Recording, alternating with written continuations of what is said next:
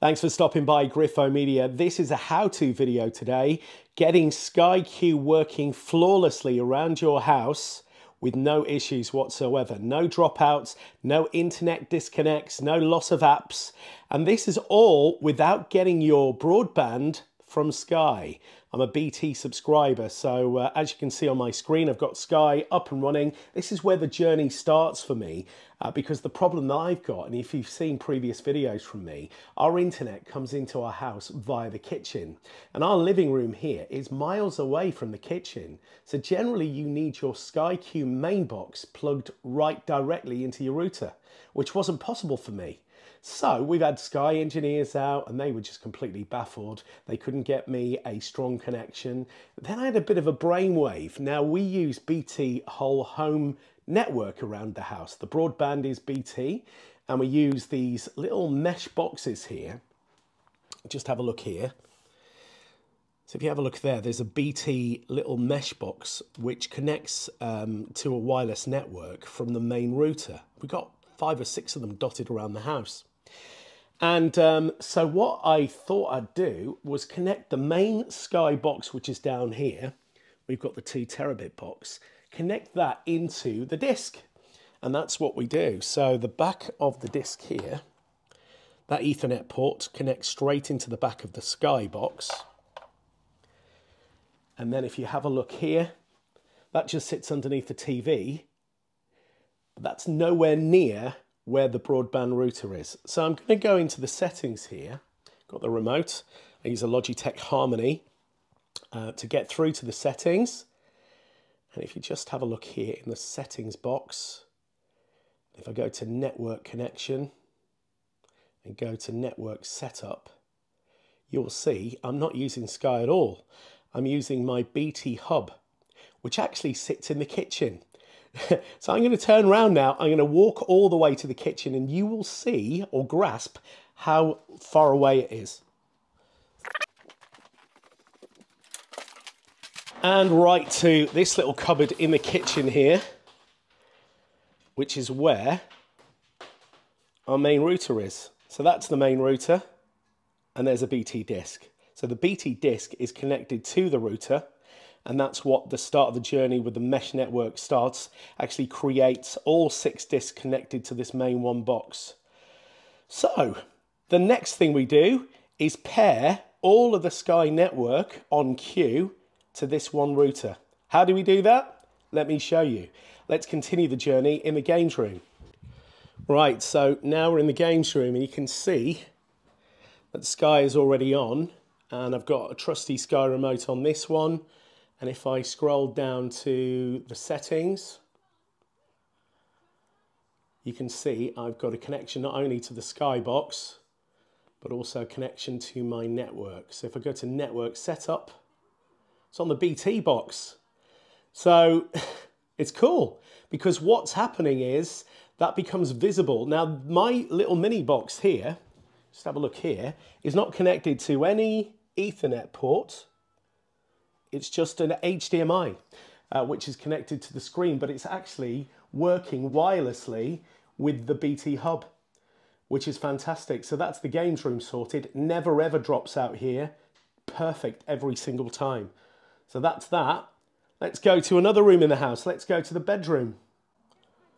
So here we are, another trusty Logitech Harmony. Here's the screen in the master bedroom. And again, we are completely hooked in, got the perfect picture, no dropouts, down to settings, and again you'll see connected to the Sky box. But this one is a little different to the games room because this one is connected via one of the discs that sits behind the TV. So the Ethernet goes from the BT disk into the Sky mini box as a part of the SkyQ network, but you can see the network connection is the BT hub, which is downstairs in the cupboard in the kitchen. So the journey really starts in the living room with the main master box being plugged into one of these mini discs, a part of the mesh. We'll just head through to another bedroom in the house to see that fully working. And for those of you who don't know how to pair your Sky Q mini boxes with your main box, in the setup process, it'll ask you to press your WPS button on the main unit, which is my 2 terabit in the living room, and then on one of these mini boxes, the button you need to press is there. Once it starts flashing, it's basically pairing up with the main box in the house, and once it does, it forms then a part of the network. So that's all you need to do, really. I think on the actual setup process on the main box, it might automatically start flashing.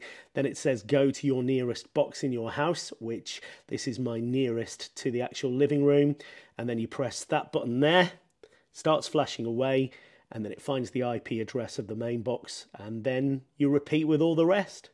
Okay, here we are in my daughter's bedroom again. She's got the Sky mini box, which just sits below the telly, but this one is connecting wirelessly. There's no BT disk in here at all, so wirelessly it's connecting to the network, and there's a bit of distance in between bedrooms, but if I scroll down to the settings, and there we go, connection to the Sky box, solid as a rock. And then, of course, the network setup, again, BT, the home hub. Right, final room we're going to go to is the kitchen, and then we'll summarise, and then I'll give you some tips and advice on how to get the strongest connection. And this time we're in the kitchen. This is the final TV that has a Sky Q box. And if you just have a look around here, again, there's no disc. This is literally just a Sky Q box that sits right behind the screen. And then if I back away from the screen, I've got my little Sky remote here. And then I go down to settings. And then you can see there, connection to the box, absolutely solid as a rock. And then of course the network connection is BT. So I think it all starts in the living room, really, doesn't it? It's the main box needs connecting to a disk, but that disk obviously is part of your mesh, which is connecting to your main broadband router in the source of where it comes into the home. For us, it was a bit of a challenge. As you can imagine, really you should be plugging your main Sky box into where your router comes into the house, so you're getting full speed. We only get 70 meg in our property, and we get this connection flawless.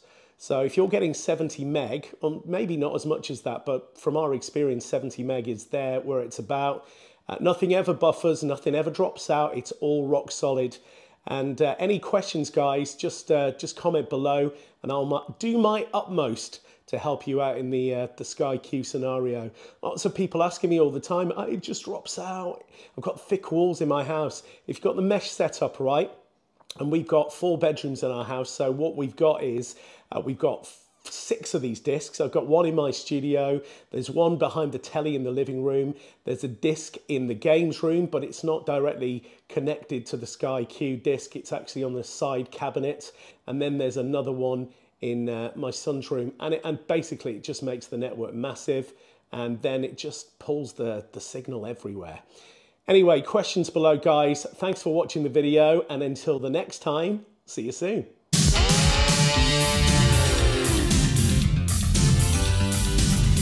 BritBoneMedia.com